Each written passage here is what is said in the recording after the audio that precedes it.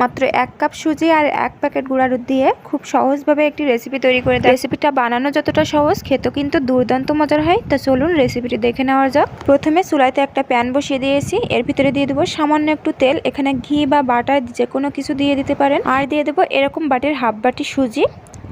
সুজিটা দিয়ে ভালো করে একটু কিছুক্ষণ ভাজা ভাজা করে নিব।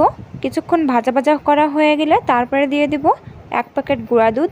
গুঁড়া দুধটা দিয়ে আরও কিছুক্ষণ ভাজা ভাজা করে নিব। এই গুঁড়া দুধটা দেওয়ার কারণে কিন্তু এই সুজির রেসিপিটা খেতে বেশি ভালো লাগে। এটা আমি 2 থেকে 3 মিনিটের মতো একটু ভেজে নিব। এটাতে কিন্তু কোনো রকম কালার করে ভাজা যাবে না, হালকা করেই ভেজে নিলে হবে। এবার দিয়ে দেব যতটুকু সুজি দিয়েছিলাম ততটুকুই আমি পানি অ্যাড করে দিব। দিয়ে সামান্য একটু লবণ দিয়ে দিব। দিয়ে একটু নেড়ে চেড়ে তারপরে দিয়ে দিব চিনি। চিনিটা আপনাদের স্বাদ অনুযায়ী বাড়িয়ে বা কমিয়ে দিতে পারেন। যে যেরকম মিষ্টি পছন্দ করেন সেরকম অনুযায়ী মিষ্টিটা দিয়ে দিবেন। এরপর মিশ্রণটাকে আমি চামচের সাহায্যে চেপে চেপে ভালো করে বেশ খানিকক্ষণ রান্না করে নিব। এটা কিন্তু নাড়াচাড়া বন্ধ করা যাবে না, এরকম চেপে চেপে আমি বেশ খানিকক্ষণ রান্না করব। এটা একদমই মিডিয়াম ফ্লেমে রান্না করতে হবে, নইলে কিন্তু নিচে লেগে যেতে পারে। দেখবেন এক পর্যায়ে এটা ধীরে ধীরে একটা ডোতে পরিণত হয়ে গেছে। এটা রান্না করতে করতে এক পর্যায়ে দেখবেন কড়া থেকে ডোটা একদম ছেড়ে দিয়েছে। যখন কড়া থেকে ডোটা ছেড়ে দেবে তখন বুঝবেন আমার পারফেক্ট একটা ডো তৈরি হয়ে গেছে। তখন চুলার আঁচটা আমি বন্ধ করে একটা প্লেটের ওপর ঢেলে মিশ্রণটাকে ঠান্ডা করে নিব। হালকা হাতের জন্য সয় এরকম ঠান্ডা করে হাতে একটু তেল মেখে তারপরে ডোটা একটু মেখে নিব। বেশ খানিকক্ষণ ডোটা হাত দিয়ে চেপে চেপে মথে নেওয়ার পরে পর্যায়ে খুবই অল্প অল্প ময়দা দিয়ে আমি মিশ্রণটাকে ভালো করে হাতের সাহায্যে মথে নিব। একবারেই বেশি ময়দা দিতে যাবেন না, একদমই অল্প অল্প পরিমাণে ময়দা দিয়ে ভালো করে হাত দিয়ে মিশ্রণটাকে মেখে নেবেন। এক পর্যায়ে মিশ্রণটাকে মাখতে মাখতে দেখবেন সফট একটা ডো তৈরি হয়ে গেছে। যখন মাখতে মাখতে বুঝবেন মিশ্রণটা ফেটে যাচ্ছে না, সফট একটা ডো তৈরি হয়েছে, তখন বুঝবেন পারফেক্ট ডোটা তৈরি হয়ে গেছে। এই পর্যায়ে ডোটা থেকে 2টা লেচি কেটে নিব। এখান থেকে একটা লেচি নিয়ে আমি শুকনো ময়দা দিয়ে লেচিটাকে বেলে নিব। খুব বেশি ময়দা দিবেন না, অল্প সামান্য পরিমাণে ময়দা দিবেন। যতটুকু প্রয়োজন ততটুকুই ময়দা দিয়ে লেচিটাকে বেলে নিব। লেচিটাকে একটু বড় আকারে আমি বেলে নিব।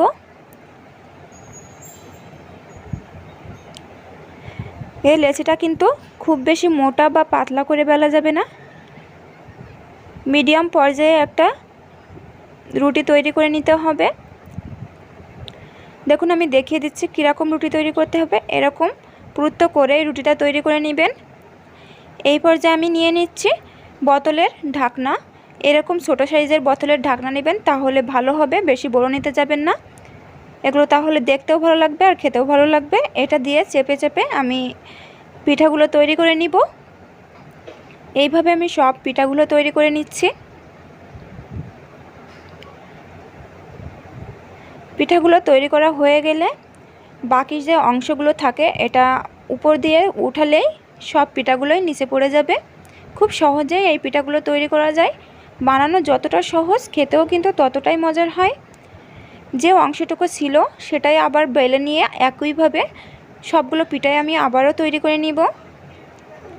এরকম করেই সবগুলো পিঠা আমি তৈরি করে নিব। ছোট থেকে বড় সবাই এই পিঠাটি খেতে খুবই পছন্দ করে।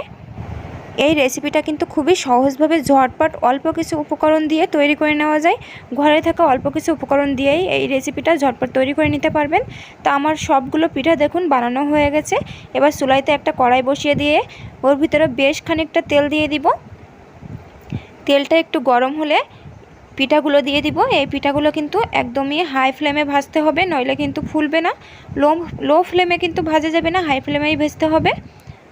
সবগুলো পিঠা দিয়ে দিয়েছি, দেখুন ফুলে কত বড় হয়ে গেছে। পিঠাগুলো খুবই সুন্দরভাবে ফুলবে। এরকম কালার যখন হয়ে আসবে তখন এটা নামিয়ে নেবেন। তেলটা ছেঁকে এটা নামিয়ে নিব। এইভাবেই সব পিঠাগুলোই আমি ভেজে নিব। এই রেসিপিটা আপনারা বাসায় একবার হলেও ট্রাই করে দেখবেন, আর খেতে কেমন হয়েছে কমেন্টে কিন্তু অবশ্যই জানাবেন। রেসিপিটি যদি ভালো লাগে সবাই লাইক কমেন্ট শেয়ার করে দিবেন। আর শেষ পর্যন্ত পাশে থাকার জন্য সবাইকে অসংখ্য ধন্যবাদ। আমি সবসময় চেষ্টা করি খুবই সহজভাবে বাসায় থাকা কিছু উপকরণ দিয়ে রেসিপিগুলো তৈরি করার। তো আমার চ্যানেলে এরকম ছোট ছোট সহজ রেসিপি দেখার জন্য আমার চ্যানেলটি অবশ্যই সাবস্ক্রাইব করে রাখবেন আর পাশে থাকা বেল আইকনটি প্রেস করে রাখবেন। এতে করে আমি যখনই কোনো নতুন ভিডিও আপলোড করব সবার আগে আপনাদের কাছে নোটিফিকেশন চলে যাবে। তো আজ এই পর্যন্তই শেষ করছি। আবারও দেখাবে নতুন একটি রেসিপি নিয়ে। সেই পর্যন্ত ভালো থাকবেন, সুস্থ থাকবেন। আল্লাহ হাফেজ।